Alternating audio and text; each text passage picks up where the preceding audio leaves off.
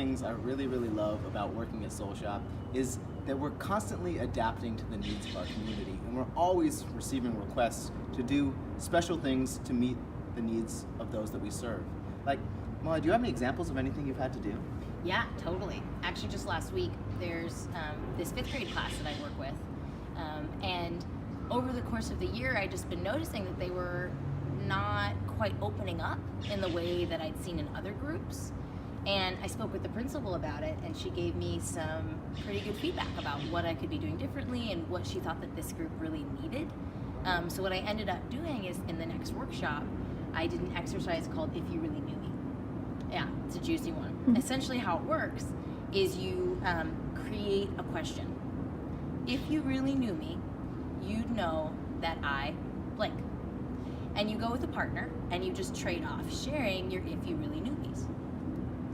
And after I did it with the kids, I was totally blown away by the quality of presence that was there that wasn't there before. They were totally connected in a really different way than they had been before. And I really, for the first time, was like, okay, welcome to Soul Shoppe, y'all.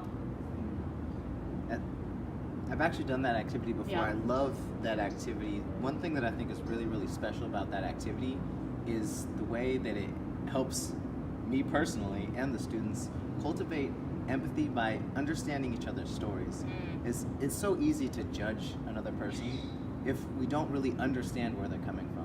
And one beautiful thing about If You Really Knew Me is that ability to understand one another, create a little bit of empathy, and also be vulnerable about the things that we share.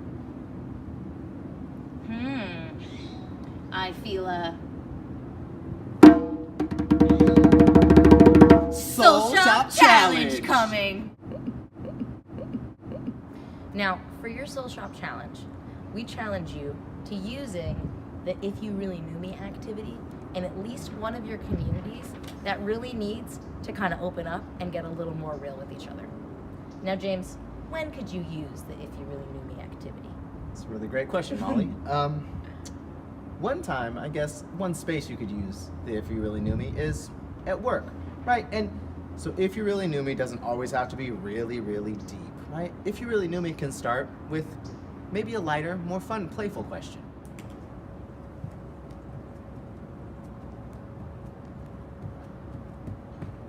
If you really knew me, you would know that I prefer to be upside down rather than right side up. Or you could take it a little bit deeper. If you really knew me, you'd know that when I was in elementary school, I never really felt like I could be myself. Some of the questions you can use if you're going to do If You Really Knew Me, some examples are like, if you really knew me while I'm at my desk when I'm at work, what would people know about you? If people really knew you when you're at lunch, what would they know?